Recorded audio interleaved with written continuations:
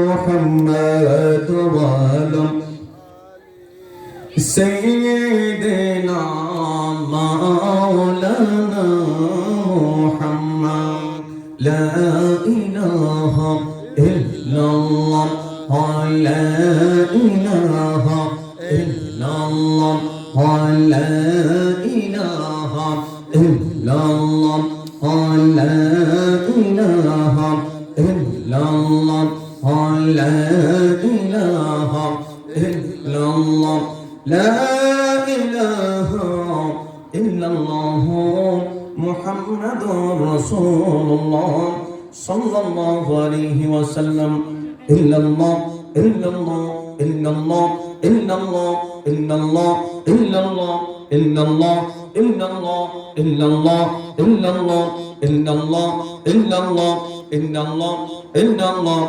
لا إله إلا الله محمد رسول الله صلى الله عليه وسلم لا إله إلا الله لا إله إلا الله إلا الله إلا الله إلا الله إلا الله لا إله إلا الله لا إله إلا الله إلا الله إلا الله إلا الله إلا الله لا إله إلا الله لا إله إلا الله إلا الله إلا الله إلا الله إلا الله لا إله إلا الله لا إله إلا الله إلا الله إلا الله إلا الله إلا الله لا إله إلا الله لا إله إلا الله إلا الله إلا الله إلا الله إلا الله لا إله إلا الله لا إله إلا الله إلا الله إلا الله إلا الله إلا الله لا إله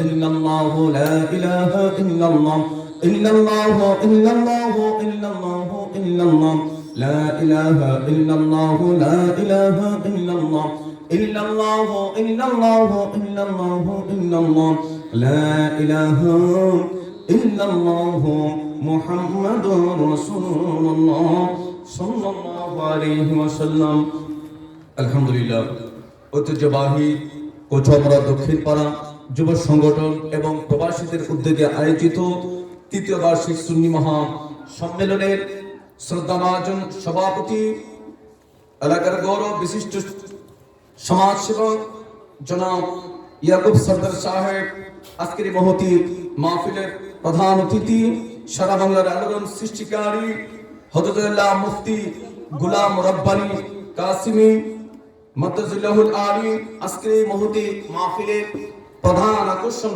সারা বাংলার আলোড়ন সৃষ্টিকারী সুনীত কণ্ঠের অধিকারী হযরতুল্লাহ হাফেজ রায়হান জালানী আশিকি সাহেব আজকের মহতি অনুষ্ঠানের সম্মানিত বিশেষ অতিথিবৃন্দ আজকে মহতি অনুষ্ঠানের সম্মানিত বিশেষ অতিথি ঐতিহ্যবাহী বৃহত্তর সঞ্চালন গোসে সুনিয়া দাখিল মাদ্রাসার সুনামধন্য সুদক্ষ সুপার হযরতুল্লাহ মুফতি আবুল কাশেম সুন্নি আল কাদরি সাহেব অধ্যকার আয়োজিত মাহফিলের সম্মানিত বিশেষ অতিথি সারা বাংলার আলোড়ন সৃষ্টিকারী হযরতুল্লাহ হযরত মাওলানা রফিকুল ইসলাম সুন্নি আল কাদরি সাহেব আমার বামে উপবিষ্ট হচ্ছে বৃহত্তর সঞ্চালন গোসে সুনিয়া দাখিল মাদ্রাসার সিনিয়র আরবি শিক্ষক হযরত মাওলানা তৈয়ব আলী সুন্নি আল কাদরি সাহেব আজকের মাহফিলের পরিচালনার দায়িত্ব রয়েছে আমার স্নেহাশীষ ছাত্র মোহাম্মদ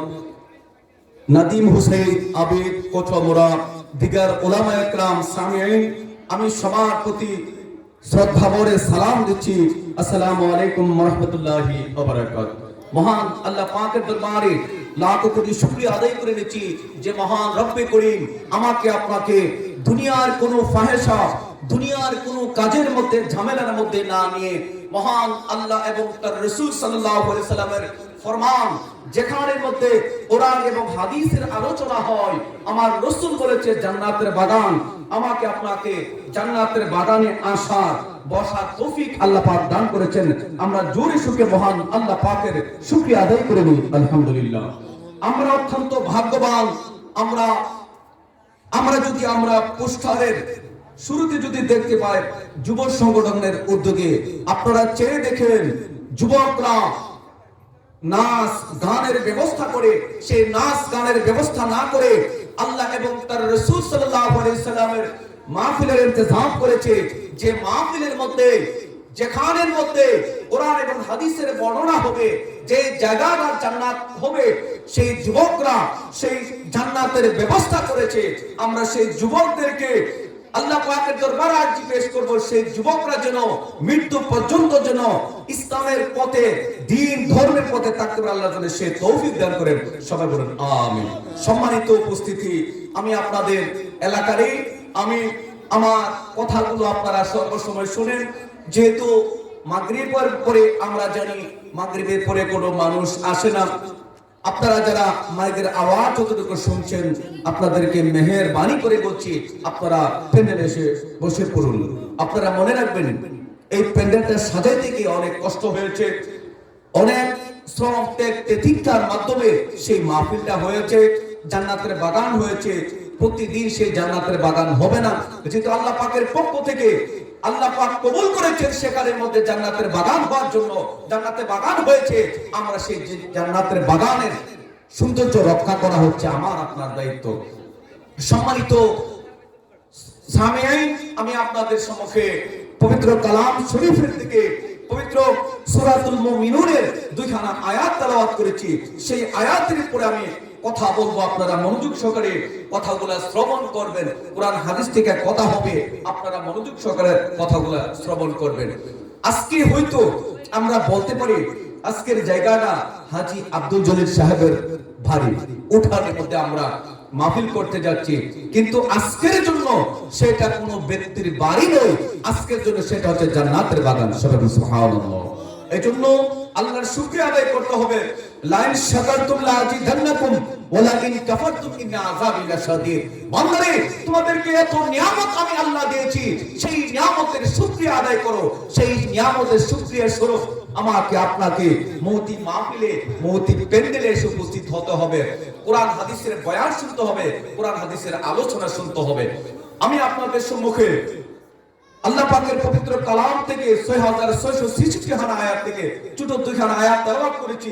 সেই আয়াতের উপর আমি কথা বলবো। আমার মাইকের আওয়াজ যতটুকু যাচ্ছে, আপনারা মনোযোগ সহকারে আমার কথাগুলা আমলের জন্য, নিজেকে ইসলাহের জন্য, নিজেকে পরিবর্তনের জন্য সেই বয়ানটা মনোযোগ সহকারে একটু শ্রবণ করবেন। তার আগে আসুন আমরা জানি, আমরা পৃথিবীতে আছি একটা দেহ, একটা আত্মা নিয়ে আমরা পৃথিবীতে আছি। মনে রাখবেন, সেই দেহটা, সেই আত্মাটা আপনার নয়, আমার আপনার দেহ আত্মাটা মহান আল্লাহ পাকের দরবারে আমি আপনি বিক্রি করে দিয়েছি। কথাগুলো মনোযোগ দিবেন। আমরা আমার আপনার আত্মাটা, দেহটা মহান আল্লাহ পাকের দরবারে বিক্রি করে দিয়েছি। সেই বিক্রিত বস্তু নিয়ে, আরেকজনের ক্রয়কৃত বস্তু নিয়ে আমরা পৃথিবীর জমিনে বাহাদুরি করছি। 40 বছর, 60 বছর, 70 বছর জিন্দেগি পেয়ে আল্লাহর হুকুম না মেনে আমরা বাহাদুরি করছি। সেই দেহটা, সেই আত্মাটা আল্লাহ পাক ক্রয় করে নিয়েছেন কিছু একটার বিনিময়ে। সুবহানাল্লাহ। আপনারা মনোযোগ সহকারে একটু খেয়াল করবেন কোরআনের, কারণ ওই আত্মাটা আমি আপনি আল্লাহ পাকের দরবারে বিক্রি করে দিয়েছি। সেটার বিনিময়ে আমাদের দুনিয়ার চিরাচরিত নিয়ম হচ্ছে একজন ক্রেতা বিক্রেতার মধ্যে বিনিময় হবে। এক বিক্রেতা দিবে আমাকে পণ্য, বিক্রেতা দিবে আমাকে পণ্য, আর আমি ক্রেতা হিসাবে আমি দেব তাকে অর্থ, টাকা। আমি কিন্তু বিক্রি হয়ে গেছি। আমি কিন্তু বিক্রি হয়েছে, আমাকে কে কিনে নিয়েছে, আমাকে কে কিনে নিয়েছে, কে আমাকে কোন বস্তুর বিনিময়ে কিনে নিয়েছে, সেটা আমাকে আপনাকে খেয়াল করতে হবে। আল্লাহ পাক সূরাতুত তাওবার 111 নম্বর আয়াতে আল্লাহ ফরমান, ইন্নাল্লাহা আশতারা মিনাল মুমিনিনা মিন আনফুসিকুম ওয়া আমওয়ালাকুম বিআন্না লাহুমুল জান্নাহ। হে পৃথিবীর বাসী, তোমরা জেনে রাখো, হে মুমিন বান্দারা তোমরা জেনে রাখো, এই পৃথিবীর বুকে তোমাদেরকে পৃথিবীতে পাঠিয়েছি, তোমাদেরকে জান এবং মাল দিয়ে আমি আল্লাহ দিয়েছি।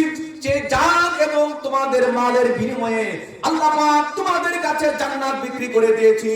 হে ঈমানদাররা, তোমরা জান্নাত ক্রয় করে নিয়েছো, আমি সেটার বিনিময়ে আমি তোমাদের জান এবং মাল আমি নিয়েছি। সবাই বলুন সুবহানাল্লাহ। কথা বলে ইন্নাল্লাহা আশতারা মিনাল মুমিনিনা মিন আনফুসিকুম ওয়া আমওয়ালাকুম বিআন্না লাহুমুল জান্নাহ।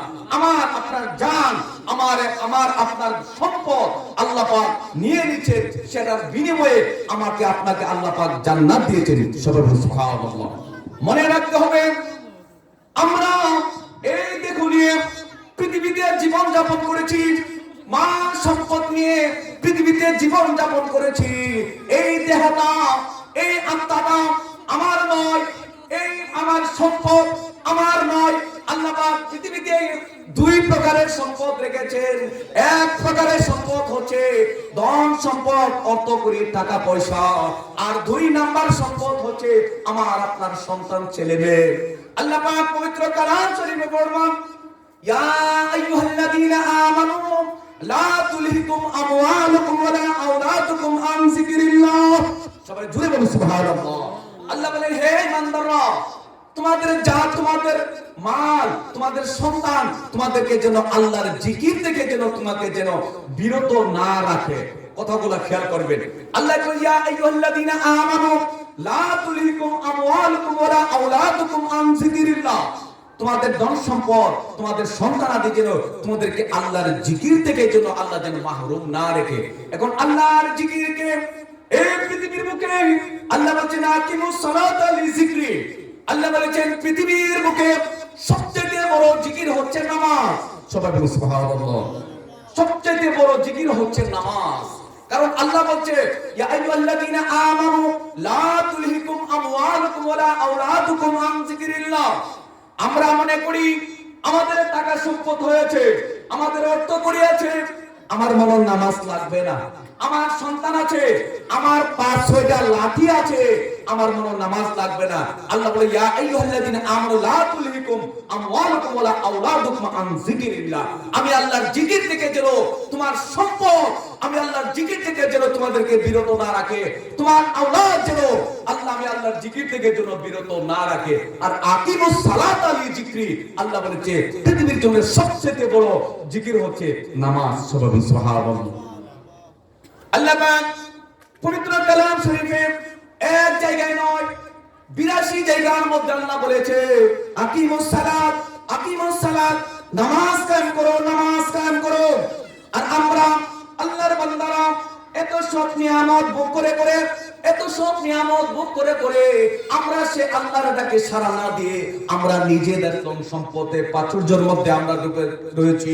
আল্লাহ পাক সূরাতুত তাকাসুরের মধ্যে উল্লেখ করেছে, আল্লাহুমুত তাকাসুর হাত্তা যুরতুমুল মাকাবির। পৃথিবীবাসী তোমরা জেনে রাখো, তোমাদের ধন সম্পদ হয়েছে, এই ধন সম্পদ যেন আমি আল্লাহর জিকির থেকে, ধন সম্পদের প্রাচুর্যে তোমাদেরকে মৃত্যু থেকে আল্লাহ ভুলে রেখেছেন।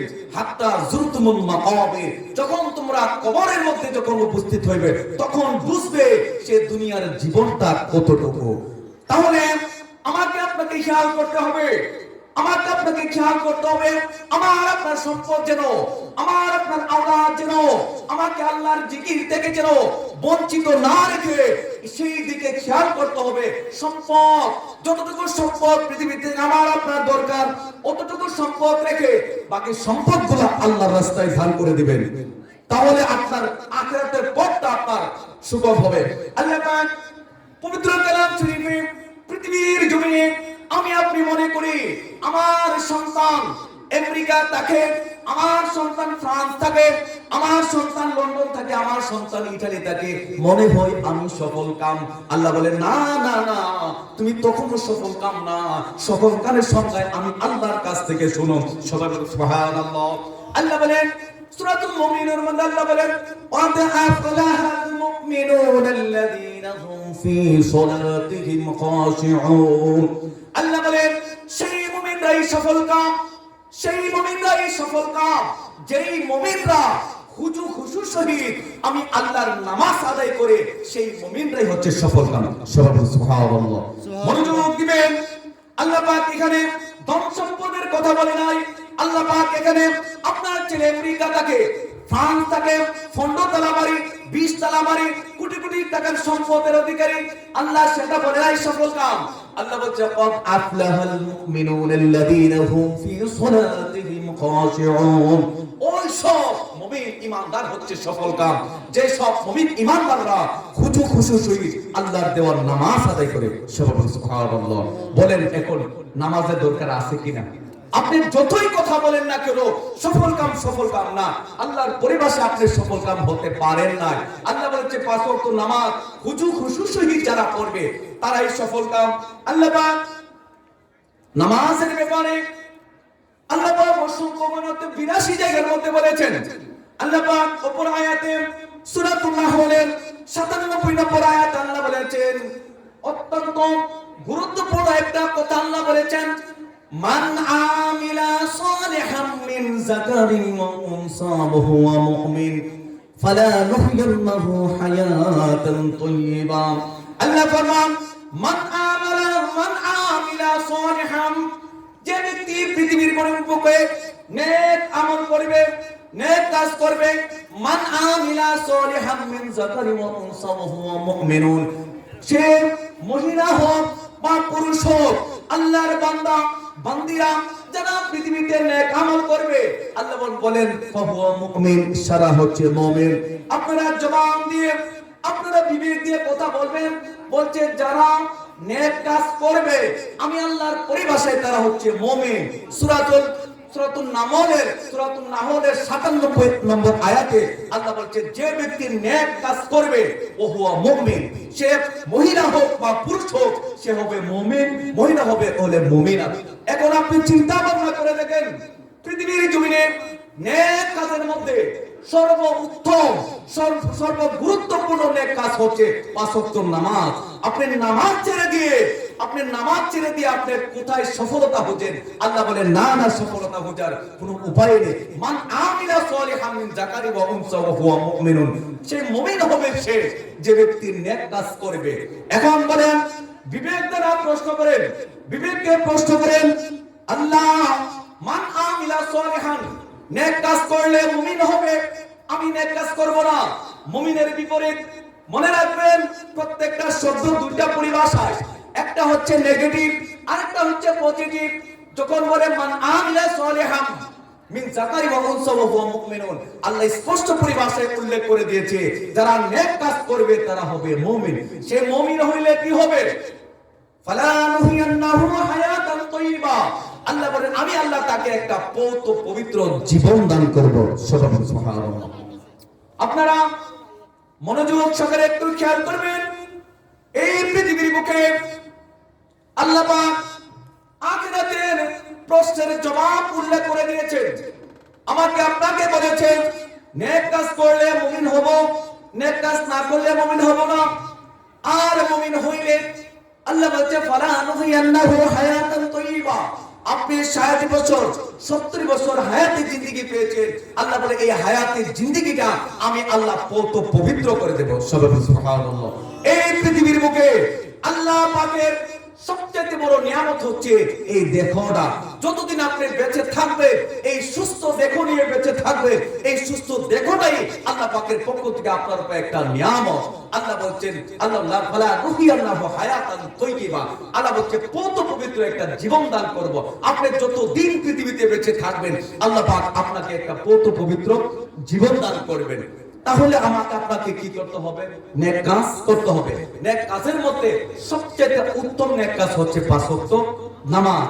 নামাজ পড়লে সে আওতায় পড়বেন, নামাজ না পড়লে সে আওতায় পড়বেন না। এটা ডাইরেক্ট আল্লাহর বাণী, এটা ডাইরেক্ট আল্লাহর ঘোষণা।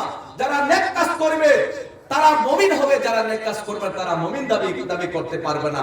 এই মুমিন হইলে আল্লাহ তাকে পৃথিবীর জমিনে তাকে একটা শান্তিপূর্ণ পবিত্র একটা জীবন দান করবে। ইয়া রাসূলুল্লাহ, আল্লাহ বলেছে দুনিয়ার মধ্যে একটা নেক কাজ একটা পবিত্র জীবন দান করবে।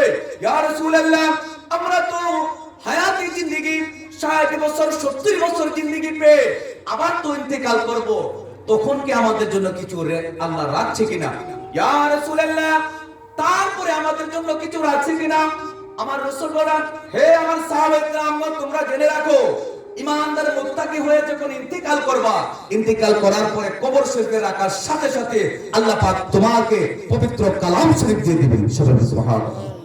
বলেন কালাম শরীফ, বলেন আমরা যে কোরআন তেলাওয়াত করি এটা কি আমরা জীবিত অবস্থায় পড়ি নাকি নাকি মৃত অবস্থায় পড়ি? কথা বলবেন। আমরা জীবিত অবস্থায় আল্লাহর কোরআন পড়ি। তাহলে জীবিত অবস্থায় যদি আমরা আল্লাহর কোরআন পড়ি, আল্লাহ বলেন, আল্লাহর হাবিব সাল্লাল্লাহু আলাইহি ওয়াসাল্লাম আব্দুল্লাহ ইবনে আব্বাস রাদিয়াল্লাহু তাআলা থেকে বর্ণিত, কুল্লিল মুমিনি ইউতা মুসহাফান ফি কবরিহি ওয়া ইয়াকরাউ ফিহি, সূরা সুদুর শরীফের ৭৯ পৃষ্ঠার মধ্যে আব্দুল্লাহ ইবনে আব্বাস রাদিয়াল্লাহু তাআলার মধ্যে একটা হাদিস বর্ণনা করেছেন, কুল্লিল মুমিনি ইউতা মুসহাফান ফি কবরিহি ওয়া ইয়াকরাউ ফিহি।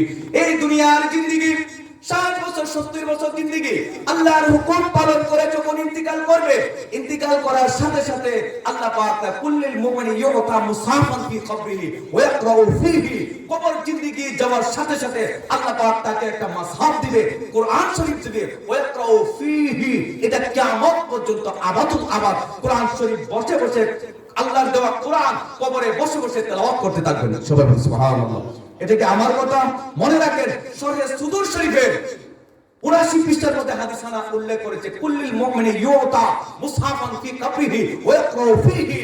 আল্লাহ রাসূল বলেছে, ইমানদার মুত্তাকিরা ইন্তেকাল করার সাথে সাথে তার কবর শরীফের মধ্যে সেই পবিত্র কোরআন দেওয়া হলো, ওয়া ইয়াকরাউ ফিহি, আবাদুল আবাদ সেখানে বসে বসে আল্লাহর কোরআন তেলাওয়াত করবে।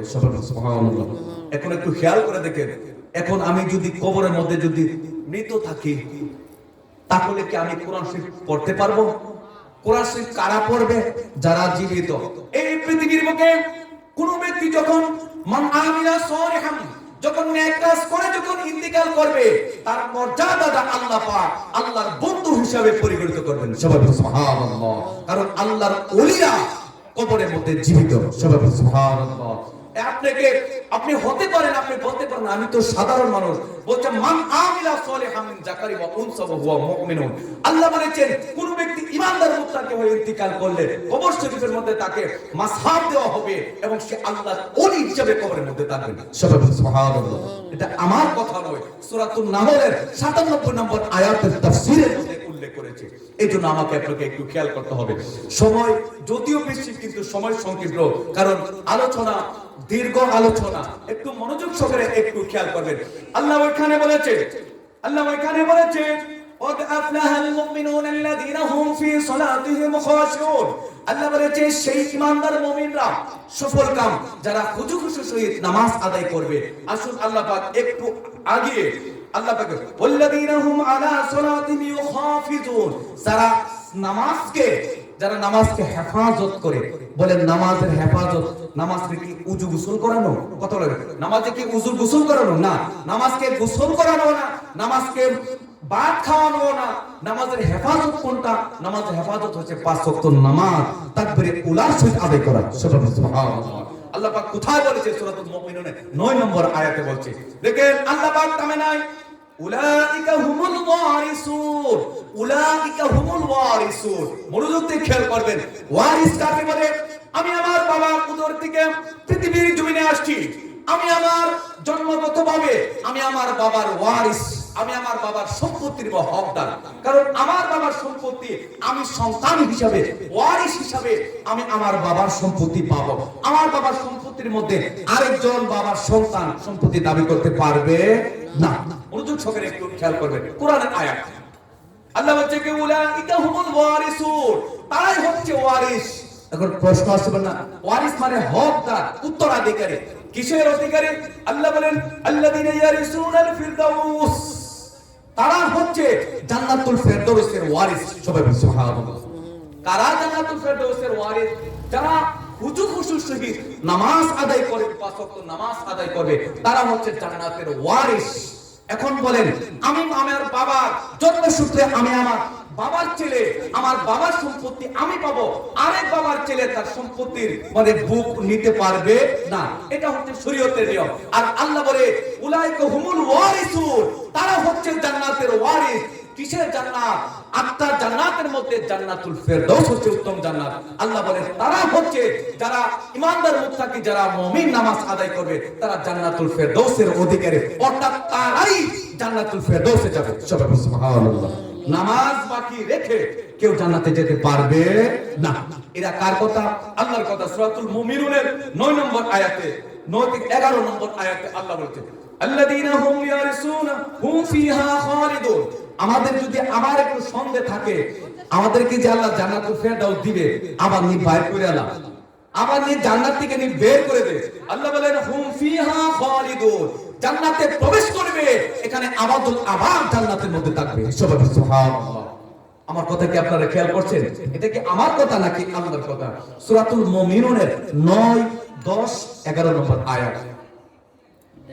আল্লাহ পাকের পক্ষ থেকে আমার আপনার জন্য আল্লাহ পাক এত নিয়ামত দিয়েছেন।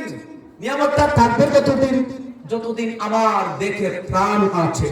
যখন আজরাইল আলাইহিস সালাতু ওয়াস সালাম যখন আমার সামনে এসে উপস্থিত হবে, আমার তওবার দরজা বন্ধ হয়ে যাবে, আমার ইবাদতের দরজা বন্ধ হয়ে যাবে। এই আজরাইল আলাইহিস সালাতু ওয়াস সালাম আমাদের সামনে আসার পর্যন্ত আমাদের সেই ক্ষমতা আসতে সব শেষ।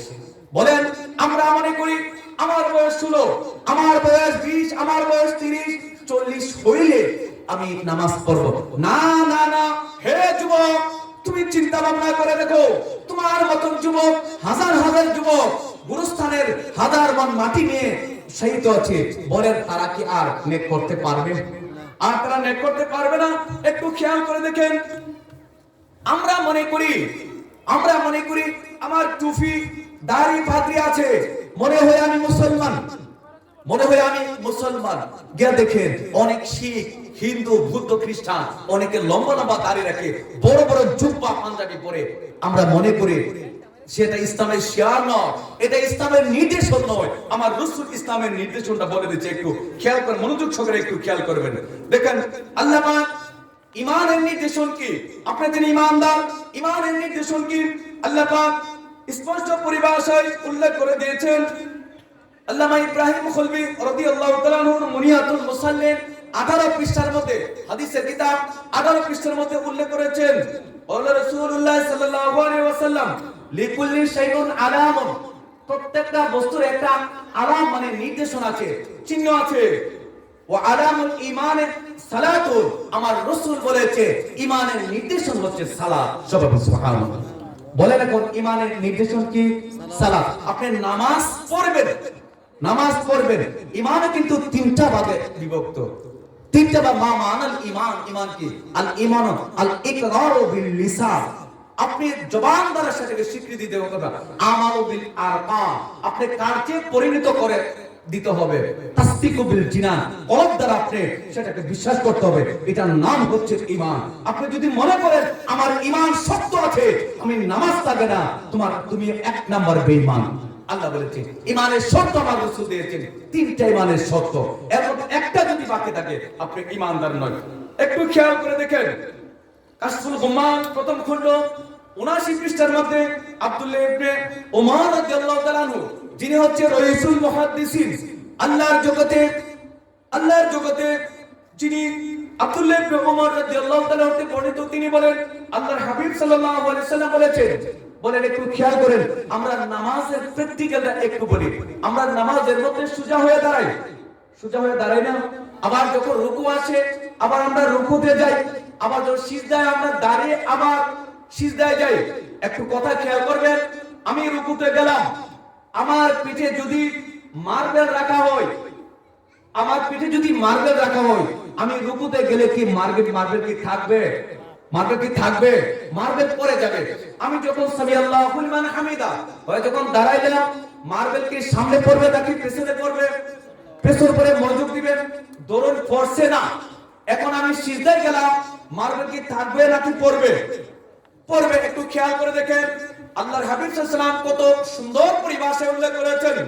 ইন্নাল আবদা ইযা কামা ইউসাল্লি, যখন আল্লাহর কোন বান্দা যখন নামাজের জন্য যখন দাঁড়ায়, উতিবি যুনুবিহি, সে নামাজের মধ্যে গুনাহ নিয়ে দাঁড়ায়। বলেন, আমরা এখানে যারা আছি আমরা কি বলতে পারবো বলে আমরা গুনাহগার না? কে বলতে পারবো? আমরা সবাই গুনাহগার। আমার রাসূল বলেছিল কামা ইউসাল্লি উতিবিহি, সেই বান্দা আমার বান্দা নামাজের মধ্যে দাঁড়ায়, গুনাহ নিয়ে দাঁড়ায়।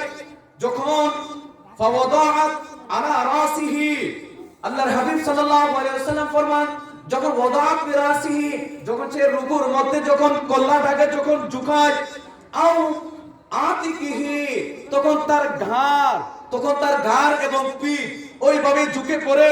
রাসূল ফালাম্মা রাকাআ আও সাজাদা, যখন সে রুকু করে অথবা সিজদা করে, সাকাত হাত্তা ইয়াবকি ফি মিনহা শাইউন, যখন রুকু করে এবং সিজদা করে, তার ঘাড়ের গুনাহ, তার মাথার গুনাহ, তার পিঠের গুনাহ, সামনের দিকে এবং পিছনের দিকে ঝুঁকে সমস্ত গুনাহ তার শরীর থেকে আল্লাহ পাক ঝরে ফেলেন। সবাই বলুন সুবহানাল্লাহ। কিসের মাধ্যমে রুকু করা হয়? কোথায়? নামাজে। সিজদা করা হয় কোথায়? নামাজে। আমার রাসূল বলেছে, যখন নামাজের মধ্যে যখন রুকু করবে, সিজদা করবে, তার গায়ের গুনাহ, তার মাথার গুনাহ, একটু খেয়াল করেন। এই মাথা হেড অফ বডি, আমাদের সমস্ত শরীরের মূল হচ্ছে মাথা, যার নাম হচ্ছে হেড। এই মাথার মধ্যে আমার আপনার সবকিছু। আমার রাসূল উল্লেখ করেছে রাসাহু, সেই ব্যক্তির ইমানদার মুত্তাকি, তার রাসের মাথার গুনাহ, তার উনপিহি, তার ঘাড়ের গুনাহ আল্লাহ পাক সামনের দিকে এবং পিছনের দিকে নিয়ে সে তাকে গুনাহ মুক্ত করে নামাজ থেকে বাহির হয়ে যায়। সুবহানাল্লাহ। এটা কি আমার কথা? আব্দুল্লাহ ইবনে ওমর রাদিয়াল্লাহু তাআলার কথা। দেখো, লা ইয়াবকু মিনহা শাইউন, ইয়াবকু মানে আর বাকি থাকে না, শাইউন মানে কোনো কিছু। নামাজ থেকে যখন সে বাহির হয় আর তার কোনো গুনাহ থাকে না। সুবহানাল্লাহ। এই জন্য বলছে ক্বাদ আফলাহাল মুমিনুনা আল্লাযীনা হুম ফি সালাতিহিম খাশিউন। খুশু যখন নামাজ আদায় করে আল্লাহ পাক তার জীবন জিন্দেগির সমস্ত গুনাহ মাফ করে দেন। সুবহানাল্লাহ। বলেন, আমাদের নামাজ পড়ার দরকার আছে কিনা? নামাজ পড়ার দরকার আছে কিনা বলেন? একটু খেয়াল করে দেখেন। এই পৃথিবীর জমিনে আপনি পৃথিবীর জমিনে এসেছি, পৃথিবীর জমিন থেকে চলে যাব। আমি আপনি দুনিয়ার মধ্যে যতদিন আছি, দুনিয়ার মধ্যে গুনাহ করি। বলেন, আমরা কি গুনাহ থেকে বাহিরে? আমরা কে বলতে পারবে না আমি আপনি গুনাহ যে নাই? বুখারী ও মুসলিম, পৃথিবীর জগতে আসাহুল কুতুবে বাদা কিতাবিল্লাহি তাআলা, আমার রাসূল বলে আসাহুল কুতুবে বাদা কিতাবিল্লাহি তাআলা, আল্লাহর কিতাবের পরে সবচেয়ে গ্রহণযোগ্য কিতাব হচ্ছে সহিহুল বুখারী। বুখারী শরীফ এবং মুসলিম শরীফের মধ্যে এবং মিশকাত শরীফের মধ্যে হাদিস আনা উল্লেখ করেছেন। 58 পৃষ্ঠার মধ্যে হাদিস আনা হযরত আনাস রাদিয়াল্লাহু তাআলা হতে, যিনি আমার রাসূলের দরবারে, যিনি আমার রাসূলের কাছে 10 বছর খেদমত করেছেন, সে আনাস রাদিয়াল্লাহু তাআলা হতে বর্ণিত একখানা হাদিস উল্লেখ করেন। আল্লাহর হাবিব সাল্লাল্লাহু আলাইহি ওয়াসাল্লামের সাহাবী আনাস রাদিয়াল্লাহু তাআলা হতে বর্ণিত, তিনি বলেন, আল্লাহর হাবিব সাল্লাল্লাহু আলাইহি ওয়াসাল্লামের কাছে এক ব্যক্তি এসে বলল, ইয়া রাসূলুল্লাহ, ইন্নী আসাইতু খাদ্দা কাহিমুন ফি কাদাবিল্লাহ। ইয়া রাসূলুল্লাহ, আমি এমন গুনাহ করেছি মাফ পাওয়ার উপযুক্ত নয়। আমি এমন গুনাহ করেছি, আমাকে শাস্তি দিন। আমাকে কি দেন? শাস্তি দিন। একটু খেয়াল করে দেখেন। ব্যক্তি এসে বলছে, ইয়া রাসূলুল্লাহ, আমি এমন গুনাহ করেছি, আমাকে শাস্তি দিন। শাস্তিটা কি? ইন্নী আসাইতু খাদ্দা, ইয়া রাসূলুল্লাহ, আমাকে কোরআনের শাস্তি মোতাবেক আমার সেই শাস্তি প্রদান করুন। ইয়া রাসূলুল্লাহ, আমাকে কোরআনের শাস্তি মোতাবেক আমাকে শাস্তি প্রদান করুন। ফি কিতাবিল্লাহ, আল্লাহর কোরআন। আল্লাহর হাবিব সাল্লাল্লাহু তাআলা আলাইহি সাল্লাতু ওয়াসালাম উনি চুপ রয়েছে। জোহর নামাজ আদায় করেছে এই অপরাধী ব্যক্তি, গুনাহগার ব্যক্তি জোহর নামাজ আদায় করেছে, রাসূল কিছু বলে নাই। জোহর নামাজ আদায় করে আবার বলল, ইন্নী আসাইতু কাদ হাদা ইয়া রাসূলুল্লাহ, ইয়া রাসূলুল্লাহ, আমি জঘন্য গুনাহ করেছি, পাপ করেছি, আমাকে কিতাবুল্লাহর বর্ণিত শাস্তি আমাকে দেন। আল্লাহর হাবিব সাল্লাল্লাহু আলাইহি ওয়াসাল্লাম চুপ রয়েছেন। যখন একে একে আসর নামাজ যখন হইল, মনোযোগ দিয়ে একটু খেয়াল করবেন। আসর নামাজ পড়লেন এই সাহাবী, আমার রাসূলের পেছনে আসর নামাজ পড়লেন। আসর নামাজ পড়ে বললেন, ইন্নী আসাইতু খাদ্দা কায়মান ফি কিতাবিল্লাহ, ইয়া রাসূলুল্লাহ, আমাকে কোরআন শরীফের বিধান মোতাবেক আমাকে শাস্তি দিন। আল্লাহর হাবিব সাল্লাল্লাহু আলাইহি ওয়াসাল্লাম কি বলেছেন একটু খেয়াল করেন। একে একে 3 বার বলেছেন। কয়বার বলেছেন?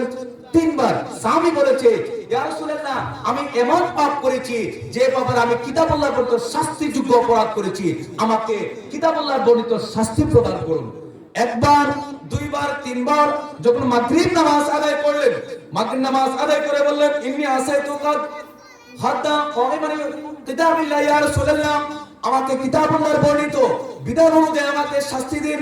আল্লাহর হাবিব সাল্লাল্লাহু আলাইহি ওয়াসাল্লাম কি বলে একটু খেয়াল করেন। লাইসা কাদ সাল্লাইতু মানা, হে সাহাবী, তুমি কি আমার সাথে কি নামাজ আদায় করো নাই? সবাই জোরে বলুন সুবহানাল্লাহ। একটু খেয়াল করে দেখেন, আমাদের সামাজিকতার ক্ষেত্রে খেয়াল করেন। আমি যদি একটা অপরাধ করে যদি বিচারপতির কাছে, সর্দারের কাছে যদি যাই, সর্দারে আমার আরো 3টা অপরাধ বাড়িয়ে দিবে। সর্দার বলবো তুমি কঠিন কাজ করেছো, তোমাকে আগে থেকে, তোমাকে মহল্লা থেকে তোমাকে তাড়িয়ে দেওয়া হবে। আর সর্দারে বলবে, একটু খেয়াল করে দেখেন, আল্লাহর হাবিব সাল্লাল্লাহু আলাইহি ওয়াসাল্লাম বলেন, লাইসা কাদ সাল্লাইতা মাআনা, হে সাহাবী তুমি কি আমার সাথে কি নামাজ আদায় করো নাই?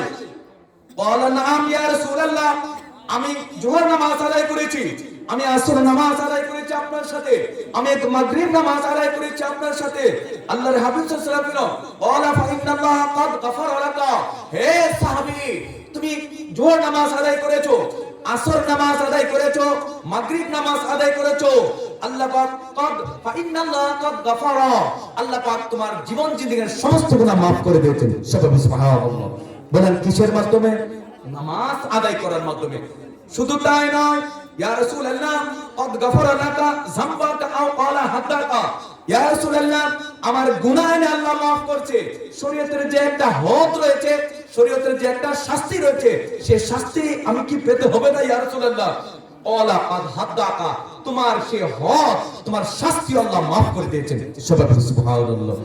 বলেন জান্নাত কার জন্য বানাচ্ছে? বলেন কার জন্য বানাচ্ছে? ঈমানদার মুত্তাকির জন্য। সূরাতুল তওবা 111 নম্বর আয়াত আল্লাহ বলেছেন, ইন্নাল্লাহ আশতারা মিনাল মুমিনিনা মিন আনফুসিকুম ওয়া আমওয়ালাকুম, আল্লাহ বলে ইয়া হে পৃথিবীবাসী তোমরা যেন ইন্নাল্লাহ আশতারা মিনাল মুমিনিনা মিন আনফুসিকুম ওয়া আমওয়ালাকুম বিআন্না লাকুমুল জান্নাহ, তোমাদের জান মালের বিনিময়ে আমি আল্লাহ তোমাদের কাছ থেকে তোমাদের জান মাল ক্রয় করে নিয়ে তোমাদের কাছে আমি আল্লাহ জান্নাত বিক্রি করে দিয়েছি। জান্নাতের মালিক এখন হচ্ছে আমরা। সুবহানাল্লাহ। খুলেন আল্লাহর কোরআন সূরাতুত তাওবা 111 নম্বর আয়াতে। তাহলে আল্লাহর রাসূল বলেছেন তোমার গুনাহ আল্লাহ maaf করে দিয়েছে, বলা হাদাকা তোমার হদ আল্লাহ পাক maaf করে দিয়েছেন। সুবহানাল্লাহ। বলেন আমি গুনাহগার, মিজানের পাল্লায় maaf হবে, আমি গুনাহগার মিজানের পাল্লায় maaf হবে।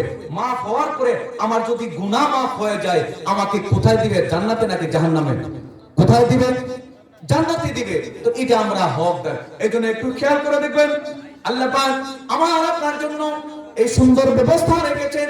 আমি আপনি যদি এই সুন্দর ব্যবস্থার বিপরীত করি, তাহলে পস্তাইতে হবে। সুরকান সুরকান লিমান গায়রা বাদি, হাসরের ময়দানে গিয়ে আপনি প্রচুর পরিমাণে পস্তাইতে হবে। এই সাদের জিন্দেগিটা আপনি কিভাবে অতিবাহিত করেছেন, এটার কড়া ঘন্টা হিসাব আল্লাহর দরবারে দিতে হবে। আমাকে আপনাকে একটু খেয়াল করতে হবে। শুধু তাই নয়, একটু খেয়াল করে দেখেন, আমরা মনে করি আমরা যেন এতটুকুর মধ্যে যেন যথেষ্ট। না না না, অত্যন্ত গুরুত্বপূর্ণ আরেকখানা হাদিস উল্লেখ করেছেন আল্লাহর হাবিব। প্রবক্ত 32 পৃষ্ঠায় হযরত আবু উমামা রাদিয়াল্লাহু তাআলা হতে বর্ণিত, তিনি বলেন, ক্বালা রাসূলুল্লাহ সাল্লাল্লাহু আলাইহি ওয়াসাল্লাম আল আবদু ইযা কামা ইলা সালাত, যদি আল্লাহর কোন বান্দা যখন নামাজের জন্য যখন দাঁড়া, ফুতিহাত লাহু আবওয়াবাস সামা, কোন আল্লাহর বান্দা যখন নামাজের জন্য যখন দাঁড়ান, আল্লাহ পাকের সে 8টা আসমানের দরজা, 7টা আসমানের দরজা আল্লাহ পাক খুলে দেন। সুবহানাল্লাহ।